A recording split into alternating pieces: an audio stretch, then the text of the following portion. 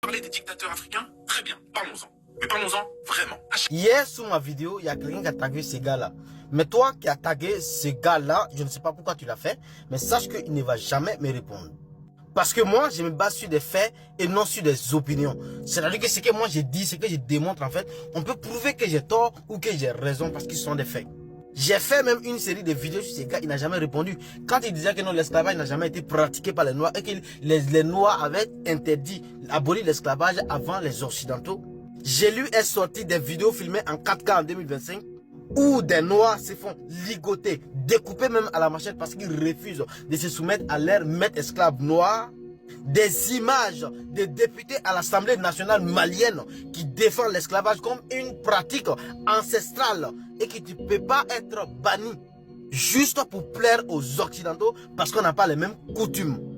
Je l'ai tagué sur toutes ces vidéos, il n'a jamais répondu parce qu'ils sont dans la culture de l'excuse. Il fait un tas de vidéos pour dire que les Noirs ne sont pas coupables du sous-développement de l'Afrique. Tout est la faute de l'homme méchant blanc. Attendez, je vous mets un petit extrait. Tu veux parler des dictateurs africains? Très bien, parlons-en. Mais parlons-en vraiment. À chaque fois qu'on parle du sous-développement de l'Afrique, il y a cette réponse automatique. Oui, mais c'est à cause de vos propres dirigeants, vos dictateurs corrompus, etc. Et si je te disais que ces mêmes dictateurs ont été fabriqués, formés, conditionnés et placés là par ceux-là même qui ont colonisé le continent africain. Ils ont été placés comment? Évidemment qu'il ne va pas répondre à cette question. Mais l'Afrique est le continent qui a connu le plus de coups d'État que tous les autres continents. Avec tous les guerres tribales qui ont suivi. Mais on va affirmer comme ça que l'alternance politique est décidée dans un bunker à l'Élysée ou soit en Angleterre, à quelque part là-bas. Sans source, sans preuve.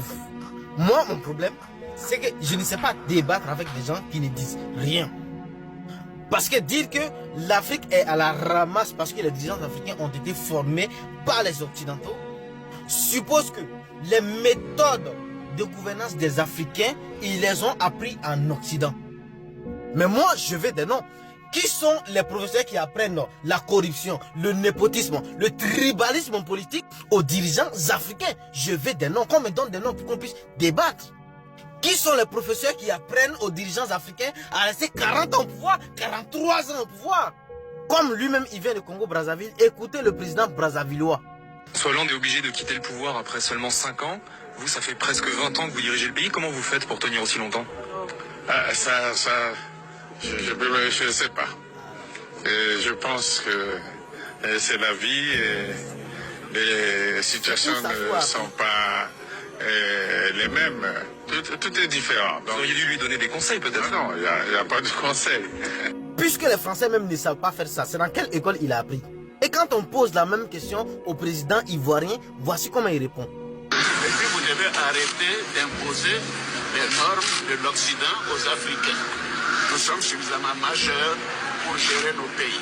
Nous le faisons en fonction de nos objectifs. Sérieusement, les méthodes de gouvernance en Afrique où on emprisonne les journalistes, où il y a des assassinats politiques, sont apprises dans quelle université en Occident?